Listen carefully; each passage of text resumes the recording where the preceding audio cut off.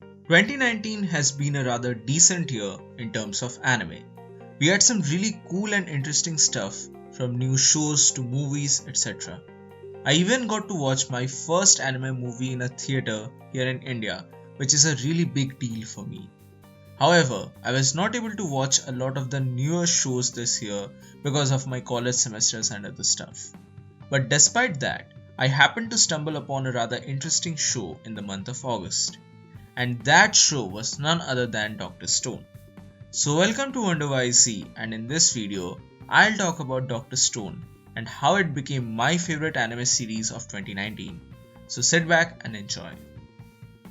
Now, as I said before, due to time constraints, I couldn't watch a lot of new shows this year, but I did manage to give Dr. Stone a fair chance because by the month of August, it had only aired about 4 or 5 episodes.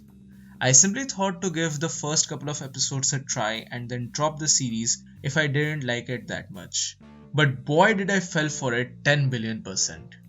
Heh, jokes apart, I was actually quite bored of the series in the very beginning.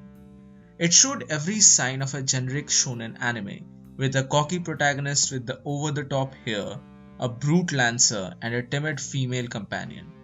And even though the initial description of the story seemed fun, but still, I guess I was not that intrigued by the show that much.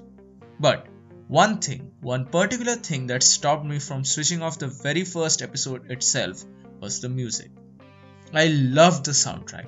I absolutely adored the soundtrack.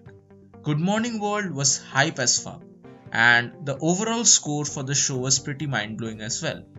I was especially a big fan of the trumpet-like medieval era tune of the title card of the episodes.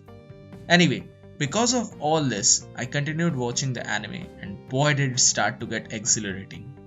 Soon I started to appreciate the story that was being told, and I realized that even though it technically falls into the category of shonen, but still it manages to take many of these concepts and just spin them 180 to tell something new. Many of my own preconceived notions proved to be wrong, and a big reason for that were the characters. Senku is unique, he is different and he's a fun protagonist. Sure, he has many unique features and he is too OP for his signs, but still he has sort of this unique charm of himself because he's not too caught up in his own world. Yeah, sure, he's a genius, he's an absolute freaking genius, but he alone cannot do shit. He needs the help of other people and he realizes this. And he even acknowledges this. This acknowledgement by the protagonist is a huge deal, especially in shonen. In the beginning, this kind of acknowledgement was just for Taiju, and now it is in the form of newer characters like Kohaku, Chrome, Gen, and Kaseki. Now, their struggles, their problems, and their triumphs make me so happy. It's like I'm a kid all over again who's just enjoying a show that I used to love so much.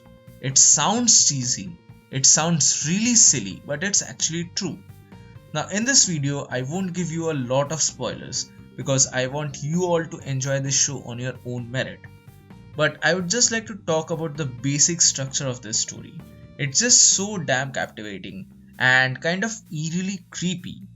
The entire humanity is suddenly turned into stone after a mysterious green light covers the entire planet.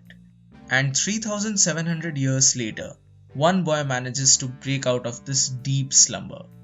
What will he do now? What will anyone do? What will you do if something like this happened to you?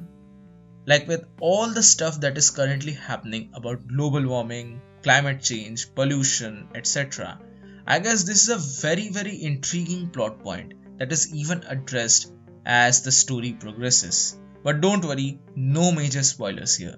You can go and figure it out yourself. Anyway, I think I'm deviating from the topic for a bit.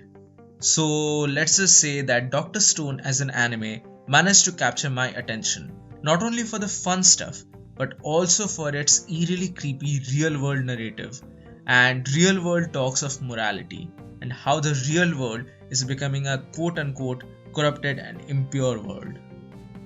That, coupled with the extremely intriguing story and an amazing mix of characters, and bam! There you go, you've got a winner. You've got an absolute winner. I love this anime so much, and honestly, I cannot wait to talk more about it. Also, I purposefully chose to make this video spoilerless because I want to talk in depth about characters like Senku, Kaseki, Taiju, Suika, Chrome, and Best Girl Kohaku. I thought that it would be just too impatient to talk about all these characters in a single video, so a new series is coming soon. Stay tuned for that. Anyway, I genuinely enjoyed this series a lot, and for me, this is certainly anime of the year for multiple different reasons. And in the past, I have recommended new people to watch stuff like Death Note.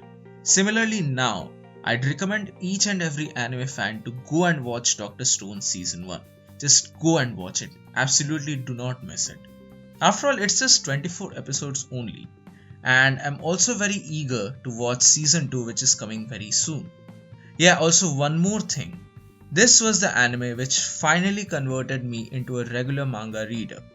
In September, when about 10 episodes had already aired, I just couldn't wait. I just couldn't control my excitement to know what happened next. And that's when I discovered the manga of Dr. Stone. And I'm currently caught up with the latest issue. But still, I go back again and again and again to watch the anime episodes because of the great animation, stellar soundtrack, and overall excitement of seeing those science experiments once again coupled up with the memes. As Ishigami Senku always says, this is certainly exhilarating. So that's it for today. Thank you so much for watching. Hope you guys enjoyed the video. Mention your thoughts in the comment section below. Don't forget to drop a like, I'd certainly appreciate that.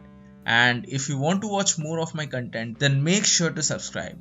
Follow me on Twitter, follow me on Instagram, and follow me on Facebook. Links are in the description below. As always, this is whyZ, and I'll see you soon in the next video.